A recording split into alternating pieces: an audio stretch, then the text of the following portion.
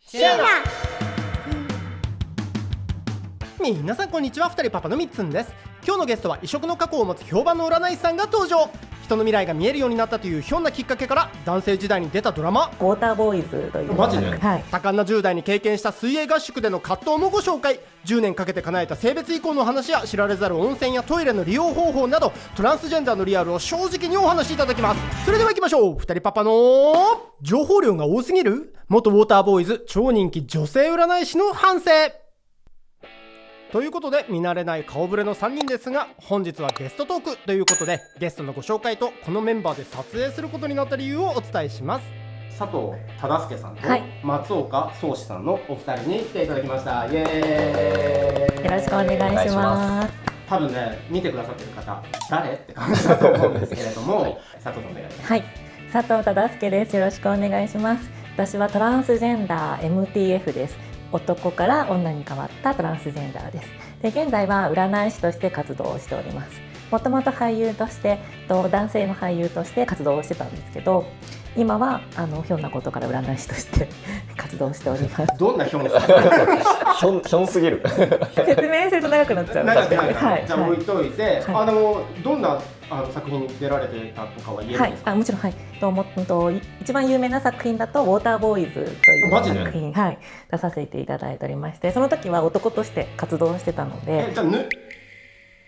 脱いでそう脱いで、すごいごめんなさい、嫌だったら言ってね。でもそういう作品だったんですね。そうです。映画ドラマ？ドラマの2の方でやってます。でも多分めっちゃ世代でした。多分絶対見てたと思う。今は占い師で、はい、占い師として。なんかちょっと宗師に聞いたんだけど、めちゃくちゃすごい人占い師さんなんですよね。いやそんなことないです。なんかちょっとここでは言えないぐらい著名なあの人この人の占いをしてるみたいです。いや、そうなんですね。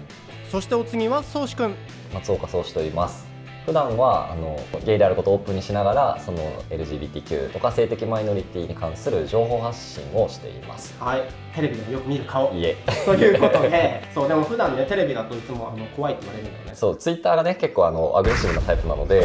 怖いと思われることが多いんですけど、ゆるふわ系でお願いします。ということで今日は2人パパの行方を占ってもらうっていう企画ではなくて全然ちょっと違うお話なんですけれども、うちのチャンネルやっぱ女性の視聴者の方が多くて、そういう方たちからもやっぱたくさんコメントが来るんですよね。LGBT 法案とかそういう LGBTQ コミュニティに対してサポートはしたいんだけれども、やっぱり自分も性被害に遭ったことがあるっていう方が多くて、その本人からすると手放しに賛成もできないし、あとなんか不安だけが残ってる、わからないことが多すぎるみたいな気持ちみたいなのがすごいあって、でその話を聞いて僕の中では結構宗師の普段宗師って呼んでないけど宗師の発信とかを読んでるから、全然なんかそこは心配しなくていいよって言えるんだけれども、でもやっぱりなんかその話を当事者の人を抜いて喋るのが嫌だなっていう話で、今回は忠介さんって呼んでいい？はい、忠介でお願いします。に来ていただいた感じなんですよ。まあ適当にねお茶も飲みながらちょっと沢会みたいな感じで。沢会？うん。沢会って何ですか？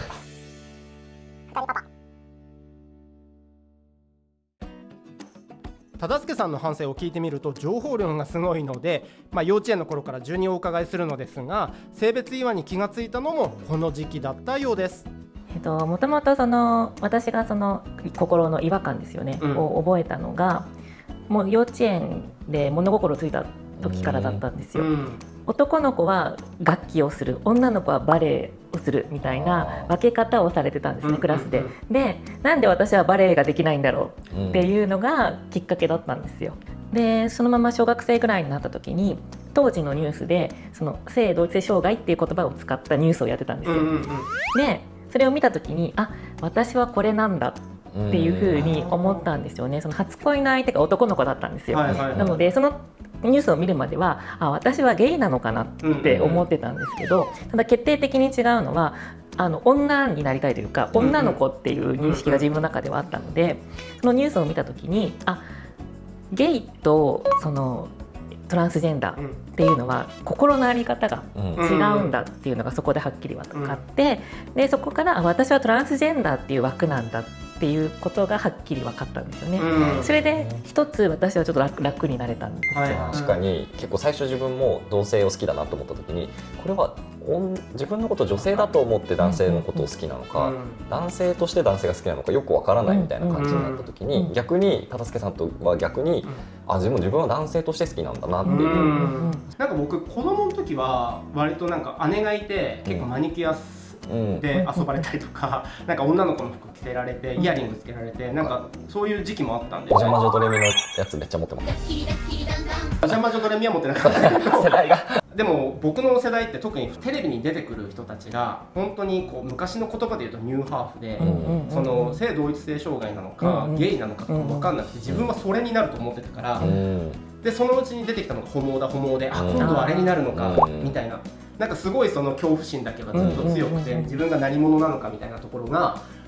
不安だったから、なんかみんなそれぞれにこのやっぱ思春期頃に一旦その自分のアイデンティティを探し始めた時に何者なんだっていうね。そうでもこれは別に LGBTQ コミュニティの人たちだけじゃなくて、みんな通るこのジャッジが、特にねその性に関して自分は何者なんだろうって問いかけられすぎますよね、我々はね。やっぱりマイノリティで、マジョリティの人は要するにその異性愛というか、そういう形になるから、誰もその私と似たような人って周りにいないっていう感覚ですごい葛藤はありましたね。でも6年生で気づけたのすごいね。でも私はそのニュースのおかげかなとは思います。はい、確かにね、ドラマとかね、金八先生のドラマを見てこれだと思ったとか、上田さんのね、自分たちの世代だとラストフレンズっていう、僕だと同窓会っていうドラマがあって、中学校ぐらいの時で結構衝撃だった。なんかあそこでようやくなんか2丁目があるっていう、2丁目という存在があることを知り、でそのホモみたいじゃなくて、いわゆる普段は普通に見えるのに、実は男性が好きな男性がいるんだっていうので、あ、自分ここかもみたいな、2丁目行ってみたいかもと思い始めた時期だったかもしれないね。そうで小学校6年生の時にすごく好きになった男の子がクラスにいて、でそこでもやっぱり強く自覚したきっかけもそこにあるかなと思いますね。ただやっぱりその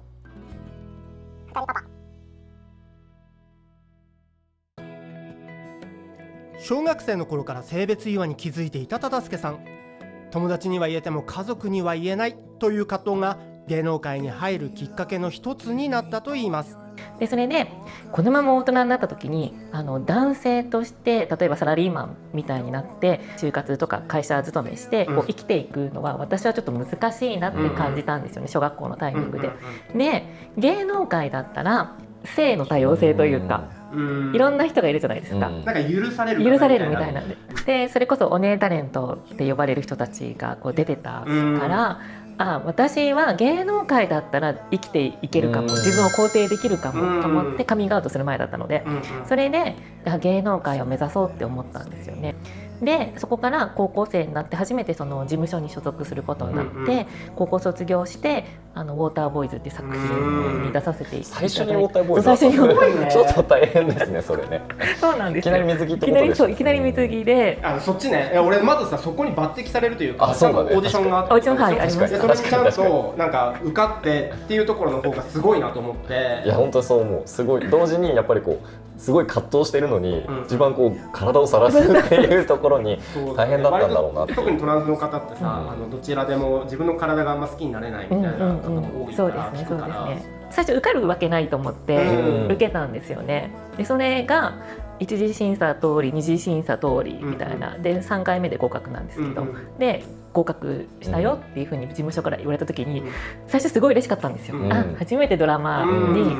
出演できる、しかもレギュラーですごい嬉しかったんですけど、よくよく考えるとでも水着で泳がなきゃいけないし裸にもならなきゃいけないっていうことで断ろうかどうかすごい迷ったんですよね。受かったけれど私も正直ドラマには出たいっていう気持ちがあったので、もうここはしょうがないなと思って腹をくくって、受かったんだから男としてそれこそ役者だから男の演技をしようと思って出たんですよね。ウォーターボーイズ終わってからもいろんな作品に出させていただいて、でどれも結構中性的な役で、出させていただいてたので、そこまで役者としてやりづらいなってことはなかったんですよね。ただ、すごいその時にぽっちゃりしてたんですよ。でそこでちょっと仕事が少なくなった時期があって、暇だからダイエットしようと思ってダイエットしたんですよ。でそしたら10キロぐらい痩せることができて、その方法教えてほしいでそれで10キロぐらい痩せて女性ものの M サイズが入るようになったんですよ。で来た時にやっぱり私の本来の生き方って、こう女性として生きることなんだっていうふうに思ったんですよね。これが自分みたいな。でそれである時に、その時父親も亡くなってたんですけど、母親と喧嘩した時があって、でその時にこう勢い余って、私はもう女なんだっていう喧嘩の内容は全然別の内容で、それがきっかけで、そうすごいストレスが溜まってた状況だったので、それがきっかけでカミングアウトすることになって、で母親も分かってたよみたいなことを言ってくれて、もうそれでも吹っ切れて、でそこからもう完全にまだ性別は移行できてなかったけど、格好だけは女性として生きていこう、女性の服をじゃあ着始めたっていうのは何歳ぐらいの時？その時が23歳の時でした。そうなんだ。メイクとかもその頃から？はい、そうですそうです。ウォーターボーイズ出たのが19歳の時で、で役者さんはもうそれでフェードアウトしていく感じなんですか？そうなんですよ。女性になってそこでも一応事務所には所属してたんですけど、結局そのトランスジェンダーの女性ってなると、扱いがやっぱり当時難しい。ちなみに何年ぐらい前ですか？15年前。15年前。そうだね、LGBT っていう言葉もなかったし、トランスジェンダーの俳優もいなかったし、そっかそれ事務所も分からないって感じだよね。でそっからオーディションを含め仕事が全部なくなっちゃったんですよ。ただもうちょうどいい機会だから、体も女性に変わる時期として、もう一旦群馬出身なんですけど群馬に帰ったんですよね。でそこでいろいろ経験があって、そこの過程で占い師になったんですけどちょっと待ってみたいな、急に今飛んだよね。なんか急にいきなり飛んだけど、なんかスピリチュアル的なものになんかやっぱそういう時に惹かれたってこと？もともと占いが趣味で、それこそドラマ。どんな占いなんですか？今はほぼ霊感みたいな、あと星回りも見ます。で当時はドラマとか出てた時にも、私小学校3年生から占いが趣味だったんですよ。でドラマやってた時も共演者の方とか見たりとかしてて、でそれが功を奏して占いが仕事になっていったんですけど、最初はタロット占いをやってて、でだんだんいろんな技術を身につけてって、今は星回りと、あと見えたり感じたりすることを。昔から見えてたの？それともやっぱ上がっていったんですか？そのエピソードがありまして聞きたいこれ絶対テレビで何回もやってるやつでしょ。でもそこまで言ってないと思います。すごい。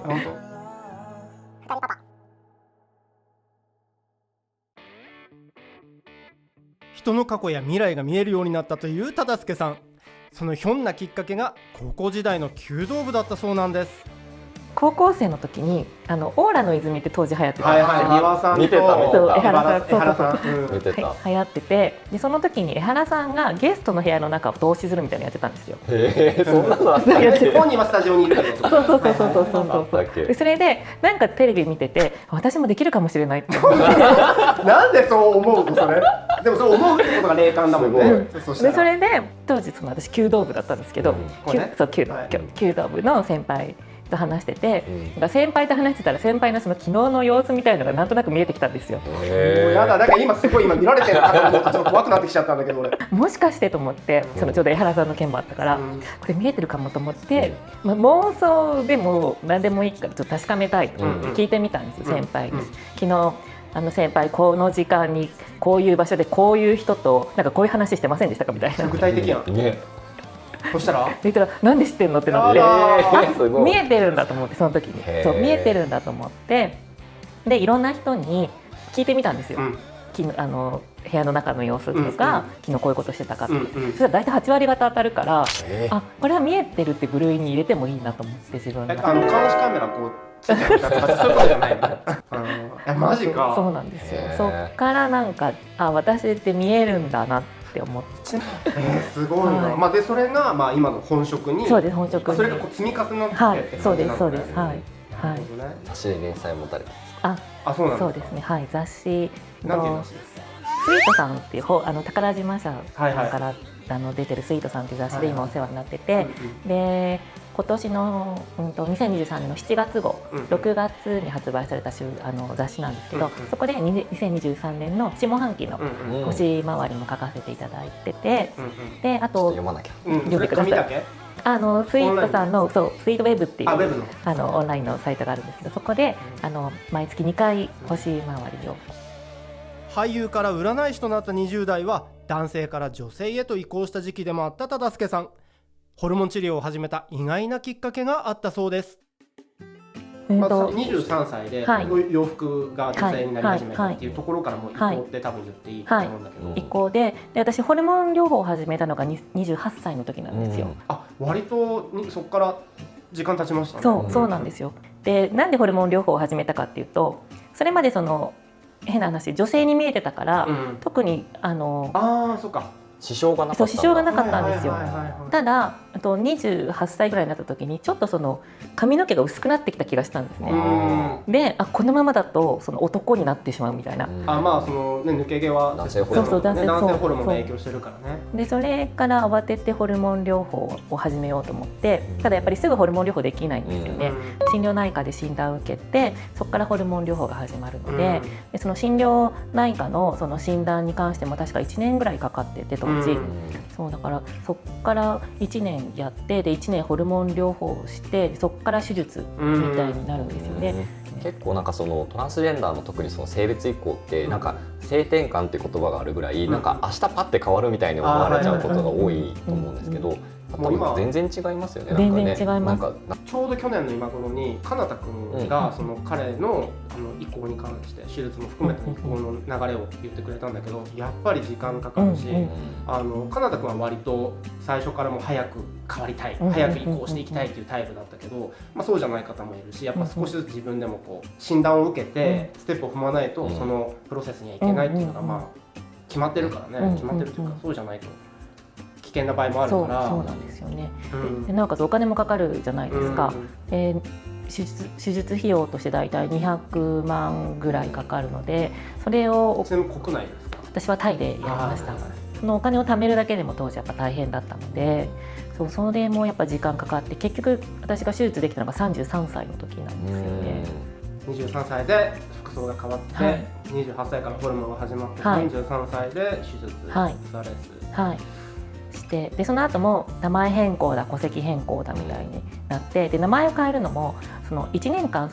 女性として使った名前の証拠みたいのがないと変えられないっていうのもあって、結局体を変えたとしても名前と戸籍変えるのにも時間かかるんですよね。トイレやお風呂の利用でトランス女性のふりをする人がいたとしたら、調べればすぐに分かるもの。性別移行のハードルの高さを知れば知るほど、そんなに簡単なことではないということが分かります。こうした実態を社会全体で共有することが、性犯罪を防ぐ一つの手立てになるんじゃないか、そんなことを思いました。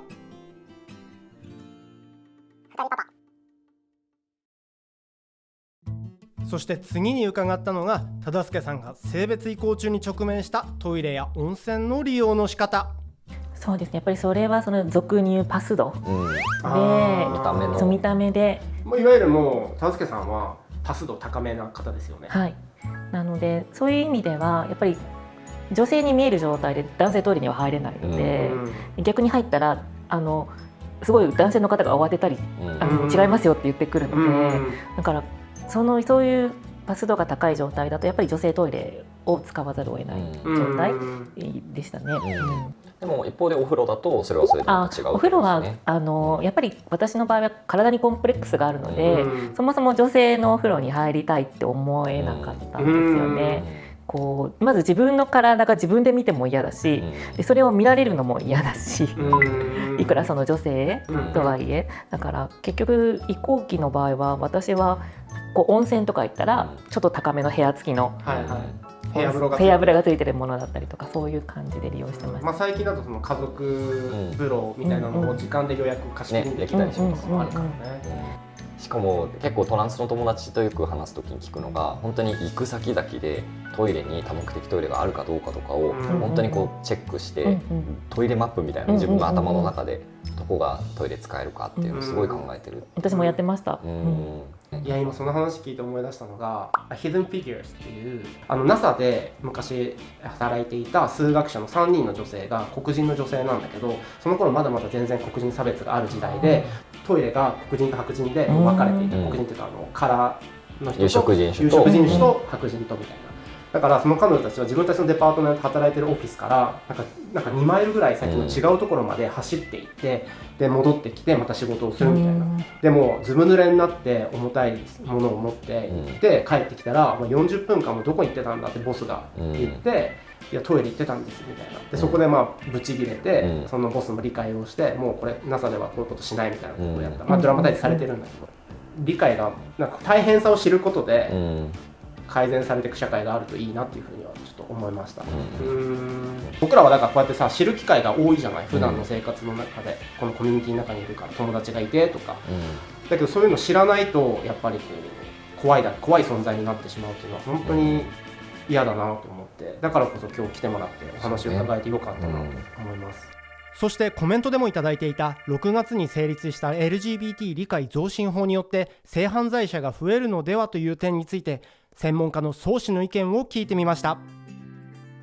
そもそもこの法律何みたいなところがねよく分かってないっていうのが結構大きいと思うんですけど、この LGBT 理解増進法って本当に性は多様だよねっていうことを国とか自治体とか学校とか企業で理解を広げましょうねっていう、すごいふわっとした法律で、海外にそんな法律ないと。そうなんです、ないんですよ本当はもっと深刻な差別に対応してほしいんだけど、少なくとも理解を広げようっていう内容になってるんですよね。でただその理解を広げようっていうことしか言ってないから、例えば男女別の施設をこれまでと利用基準を変えようとか、それこそなんか女性トイレをなくすための何か基準になったりすることもないので、誰もそんなこと言ってないけどね。そうなんです、なのでそもそもこの法律によって何かこう侵入してくるかのようなものっていうのはないんですよ。で多分多くの人が不安に思ってるのって、それこそ忠助さんとかの姿を見ると、全然こう安心して使えた方がいいじゃないかと、トイレとかねって思ってくれると思うんですけど、どちらかというとトランスジェンダーというよりはこうそれを利用したり悪用する人がいるんじゃないかって、それこそ LGBT 法案ができたら性暴力を目的に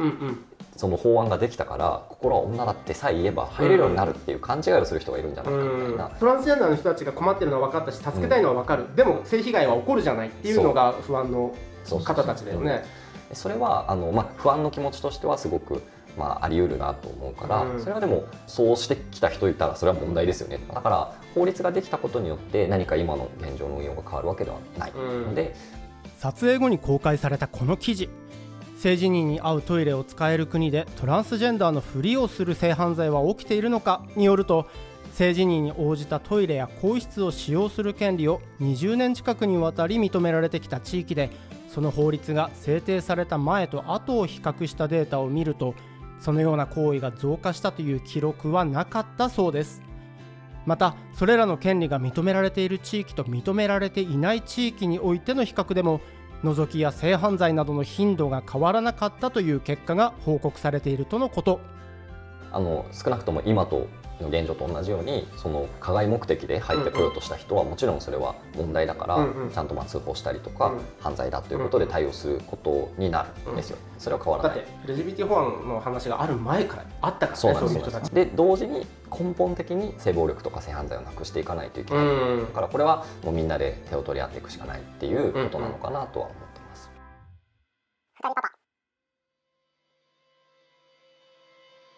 最後に忠助さんの思いを伺うと、シンプルな願いが答えとして返ってきました。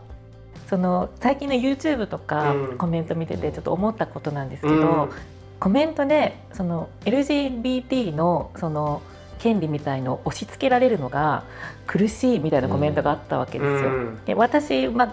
代表者じゃないので個人的な意見を言わせていただくと、その私として見たらその理解してほしいのはそうなんですけど、でもその理解ってその例えば私たちに対してその受け入れろとかよくしろって言いたいわけじゃないんですよね。そのただ単純に知ってほしいだけなんですよ。でそれでいて知ってくれて、でなおかつそのなんていうんですか、表面的にその差別なことをこう言わないでほしい。言わないでほしい。どう思っててもいいけど、そうそうそうそう一緒の社会を生きてるんだからそう攻撃したりとか誹謗中傷したりとかやめてよって。そう、それは違うと思ったんですよね。やっぱり人間だから好き嫌い当然じゃないですか。そうで、その上でこう差別するとか何かすごいヘイト的な、態度を取るのは違うんじゃないかなとは思ったんですよね。なんかすいません、まとまってないかもしれない。でも分かる、そのやっぱり思想の自由っていうのはあるけれども、それを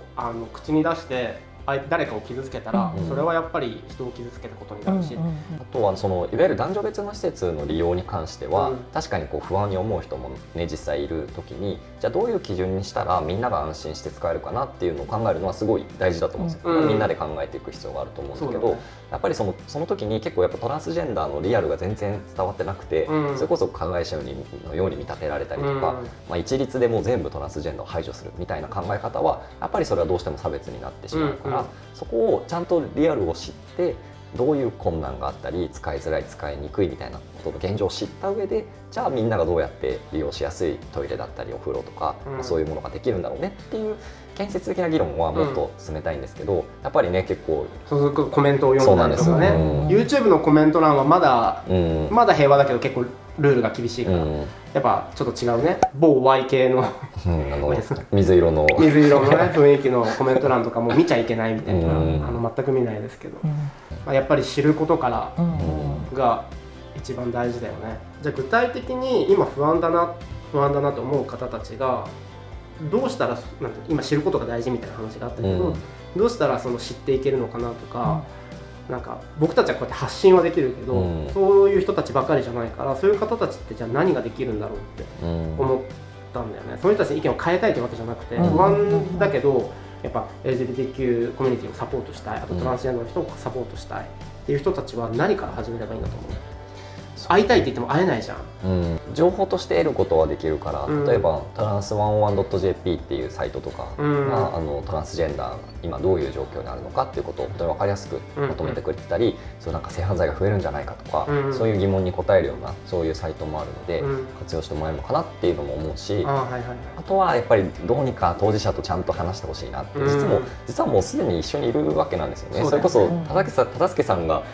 たまたま街ですれ違っても、それこそトランスジェンダーだってすら思わずに結局すれ違ってるわけで、みんなもうすでに本当は身近な範囲でトランスジェンダーの人と友達だったり知り合ったりすれ違ったりしてるんだけど言えないっていうことを